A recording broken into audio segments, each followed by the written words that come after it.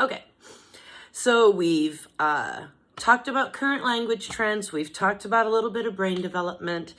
And now we talked about my sweet great grandma.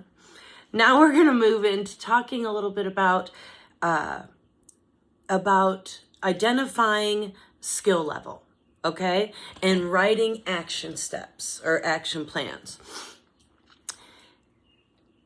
It's interesting when this all first came to light for me in October, immediately I flipped straight to most effective thing we can do right away is start really making sure we are making time for interactive read-alouds, right? Interactive read-alouds.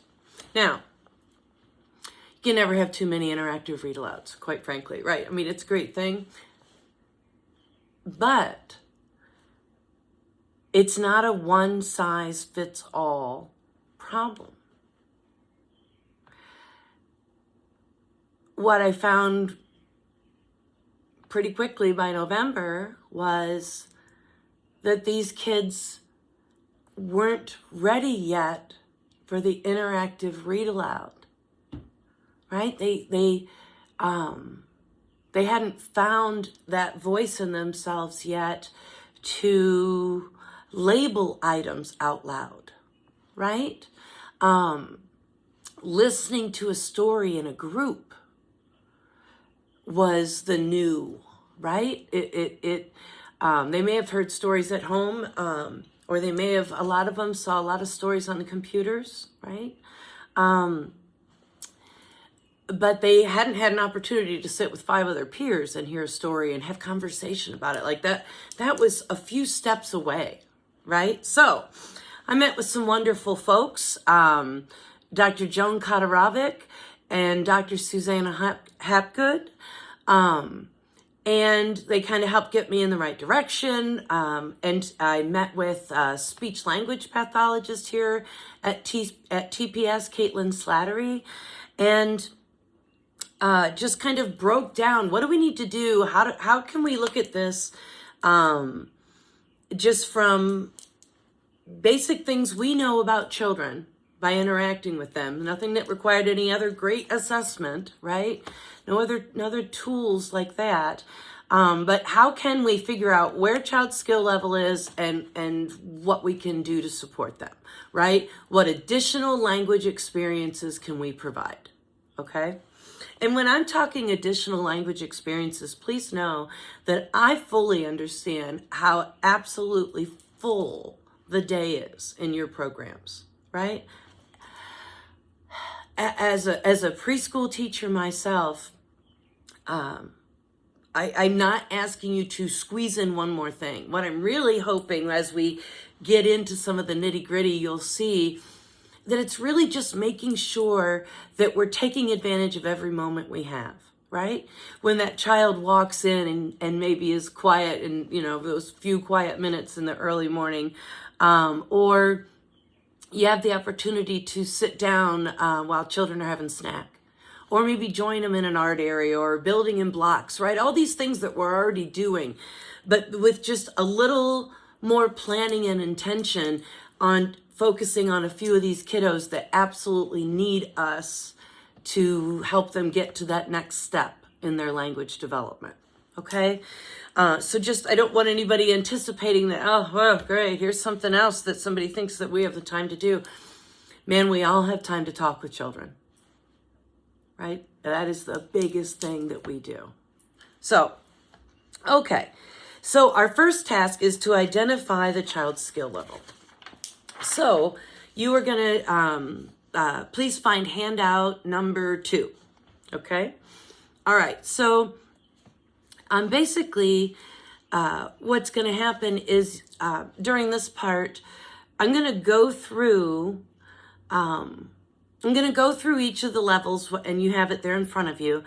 And then after that, we will pause this part of the video, and I actually have links to YouTube videos that I want you to see. They're brief, that really, I think, accentuate exactly what we're talking about for each skill level, okay? Because what my experience has shown me from thinking, oh, an interactive read aloud is the answer, right? For all kids who are being challenged with language development.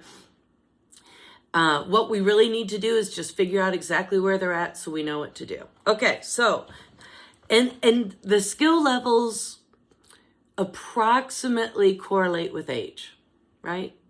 As far as typical development. So skill level number 1, they have the ability to attend to language. They direct attention to the person who's speaking, engages in back and forth exchanges through utterances, and connects words with objects. So really, if we're picturing it in a typical child, we're talking that older infant, right? Or even as far as attends to language, that actually happens very young. And those of you who are our outstanding infant caregivers know this, right? So attends to language, moves their face to where the person is speaking. When it says engages in back and forth exchanges, that can be, we're not talking words just at this point, that can just be gibberish, right? We've all seen that wonderful video on Facebook where that dad is expounding and sitting back on the couch, and the little child has their feet up and is doing the same, and they're the only two in the world that know what they're saying. It's wonderful. I will see if I can find it and put it in here. All right, and connects words with objects. So, babies are starting to understand simple things, bottle, blanket, whatever name they have for their pacifier, right?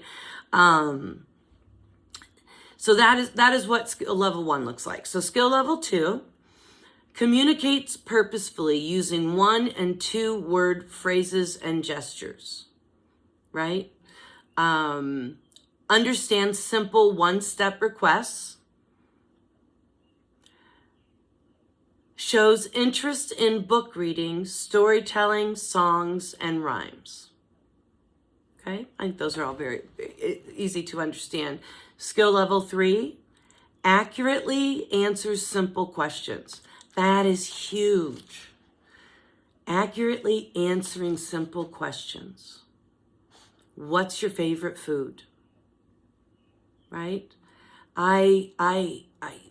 That's the one that has really caught me up, that has really blown me away, of how many kiddos that I come across that if I say, what's your favorite food or your favorite color or, favorite something, that I can't get an answer. And that's a flag. That's definitely, if by preschool they're not able to do that, they are in need of our additional support.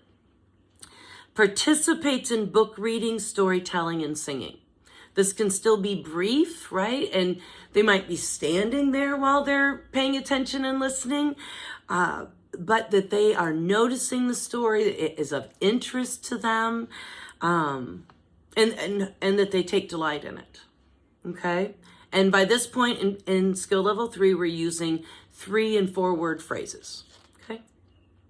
Skill level 4, participates purposefully in and initiates conversation with trusted adult. Okay, so by skill level 4, this is children seeking out conversation. This is them looking to tell us what they like, what they want, what they're interested in. It's not, it's still not factual necessarily. Some of the best language development comes from a child just telling you something he thinks. Doesn't have to be real, doesn't have to be accurate, right? Just they're kind of spinning a yarn, and basically what we need to know is they're thinking and talking. That's a win, right? So very big, participates purposefully and initiates conversations with trusted adults. And the next one in skill level 4 is demonstrates understanding of a read aloud by answering literal questions, right? Answering literal questions. So, just some of the basics. If we are the 3 little pigs, what's this pig's house built out of? Those are just very very specific to the story and that require the reader to have done many things, right? Attended to the situation, remembered it, and had the ability to recall and speak it back to us. And those steps, those pieces coming together, that's big. That's what we need to see. All right. Skill level 5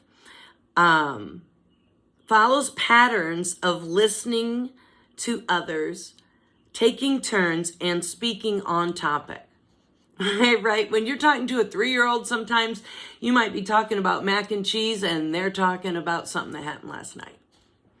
And that's very common. But by the time we're looking at skill level 5, so that would be like when our kids are leaving us, really, right? When our kids are moving on to kindergarten, when our kids are 5, that they actually at that point need to have that social understanding of listening to someone, responding on the same topic, how to change the topic if they're interested, those kind of things. And then demonstrates understanding of a read aloud text by answering questions that require reasoning. Those are things that we're talking about of what could the second little pig have done differently? Why do you think the big bad wolf huffs and puffs?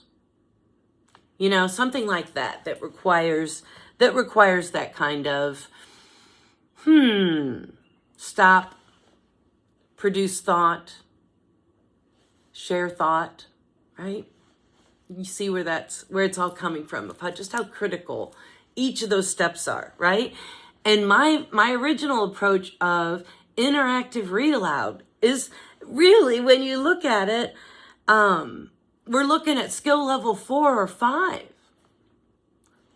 So obviously, we really need to look at what these skills are that are maybe typically found in infancy or toddlerhood that we're also seeing in preschool and that we need to address just as if they were an infant or a toddler, so that we can help them develop and move forward. All right? Okay. Okay, so moving right on.